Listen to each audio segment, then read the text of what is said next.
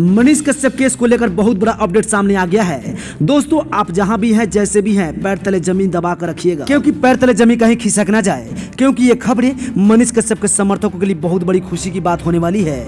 लेकिन वहीं पर मनीष कश्यप के विरोधियों के लिए बहुत बड़ा झटका भी लगने वाला है। हो सकता है मनीष कश्यप के विरोधियों को दिल की दौड़ा भी आ जाए, इसलिए मैं ये पूरी खबरें बताने से पहले इस चीजें बता दिया हूँ कि आप सतर्क हो जाएं। दोस्तों मनीष कश्यप के परिवार सहित मनीष कश्यप के समर्थकों के लिए बहुत बड़ी खुशी की बात यह है कि आज मनीष कश्यप पर लगा एनएसए का बेल मिल गया है, जिसके कारण मनीष कश्यप के घर में जो कुर्ती जब्ती के द्वारा सामान जब्त किया गया था वह पूरी सामान सही सलामत मनीष कश्यप के घर पहुंचा दिया गया है। दोस्तों अब आ गया ऊंट पहाड़ के नीचे।